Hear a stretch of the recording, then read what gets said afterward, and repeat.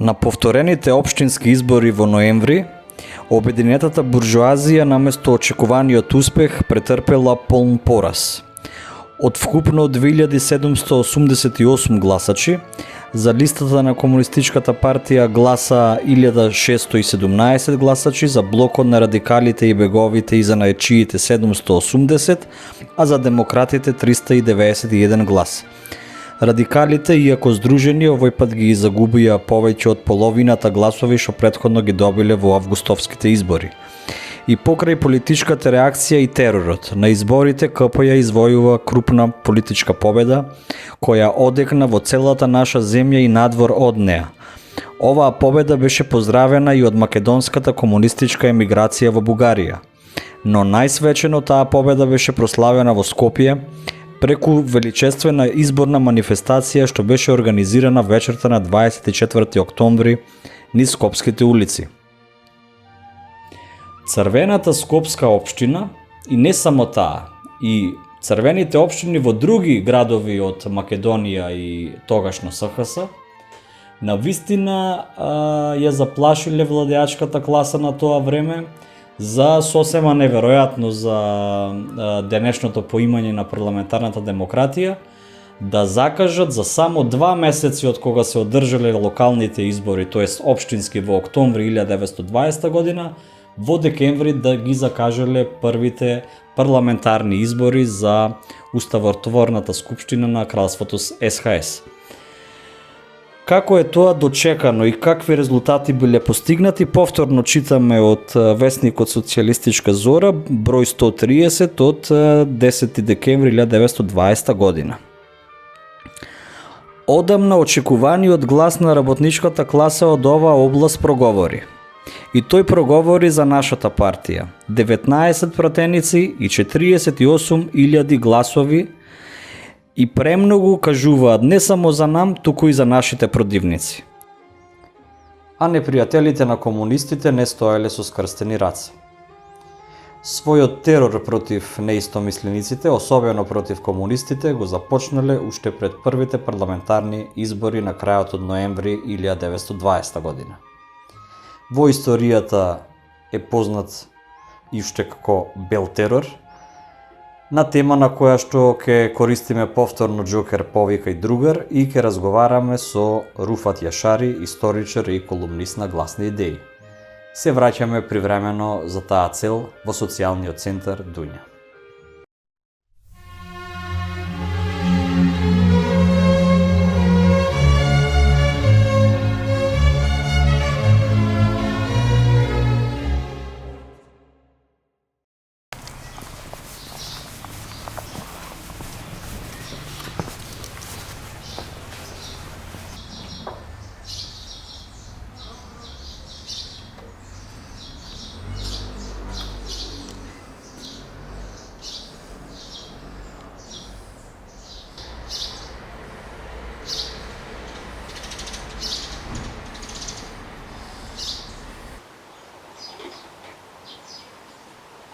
Здраво, Руфат, како си?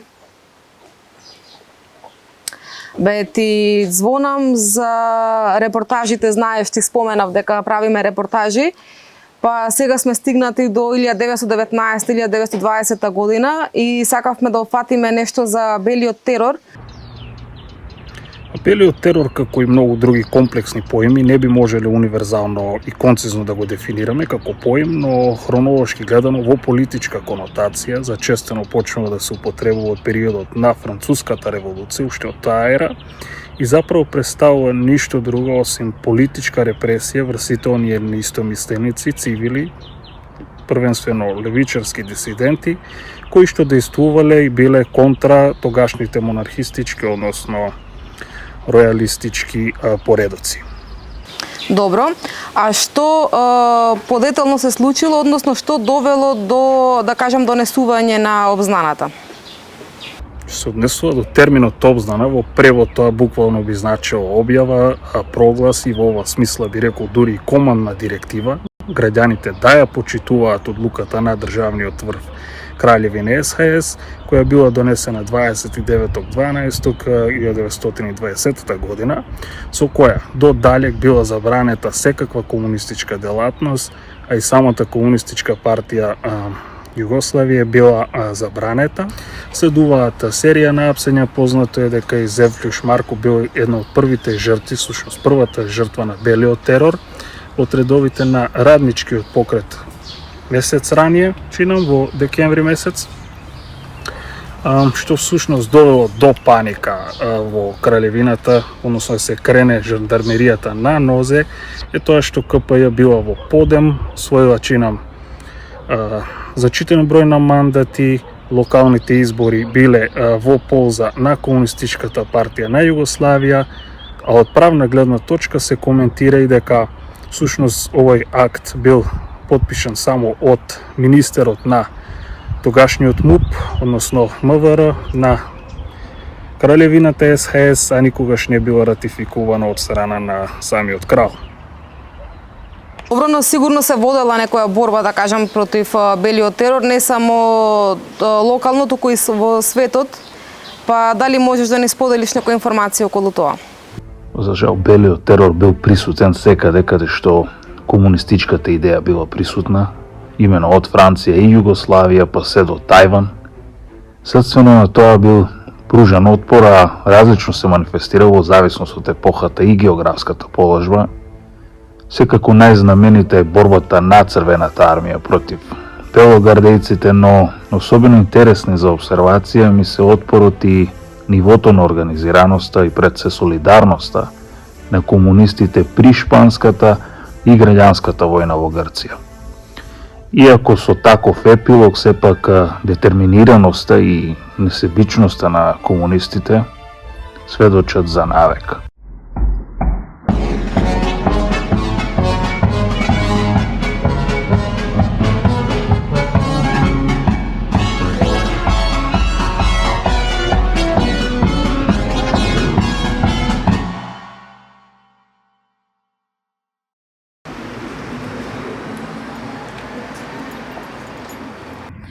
Се наоѓаме пред гимназијата Зеф Люш Марко во Бутел во Скопје, каде што ќе зборуваме кратко со другарот Мариглен Демири. Здраво, Мариглен. Здраво. Мариглен е еден од колумнистите на Гласни идеи кој пишува на теми поврзани со национализмот.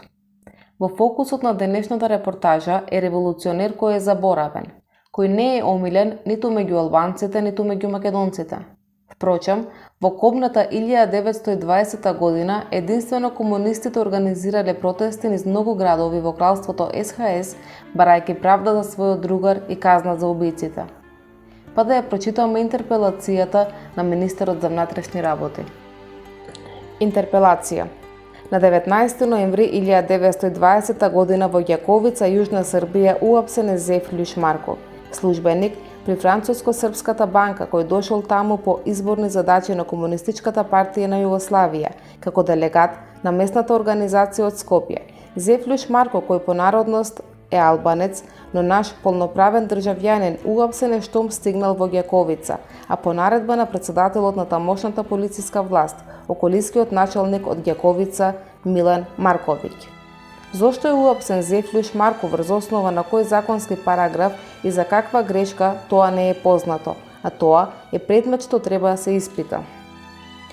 Но постои основа да се верува дека Зеф Люш Марко бил уапсен наполно невин, само поради тоа што бил албанец и комунист, и тоа по инструкција што ја добил околискиот началник од висшите државни власти. Зеф Люш Марко е првата жртва на белиот терор, барем до такви податоци стигаме, а од друга страна се смета дека албанците на овие простори никогаш не се бореле за такви напредни идеи, односно комунистички. Што мисли, зошто е тоа така? Дали намерно се сокрива тоа, ради некоја политичка цел? Добро, значи јас мислам дека овој контекстот овој како да кажам кој што ние фактички значи сме и живееме тука во последниве да кажам 40-50 години, па сметам дека иницира некои како се вика и стереотипни, меѓутоа и селективни историски овој како се вика акцентирања во интерес и на дневната политика, меѓутоа и на интерес на оние актуелни како се вика митови за како се вика фактички самата нација која што ги има и ги промовира со цел да се зацврсти и етаблира еден фактички систем на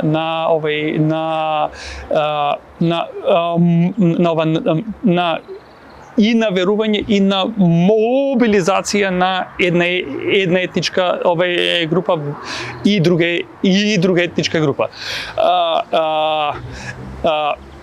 Сметам дека и кај албанците го има истиот став, дека како се ка па дека албанците како се ка па треба и да се залагат, односно и да се срамат од комунистичкото минато и во рамки на како да кажем Југославија, меѓутоа и во рамки на комунистичка Албанија, делумно со право, меѓутоа делумно сметам дека како да кажем нема релевантни аргументи, меѓутоа исто така и оние кои што се наспроти албанците и се антагонизираат со албанците врз база на некои националистички, како да кажам, предиспозиции, и тие исто така го има ставот дека албанците не се способни да се залагаат за нешто поуниверзално, туку нивниот став е врзан околу како се вика она што се усвари како да кажеме нарекува националистички и партикуларно.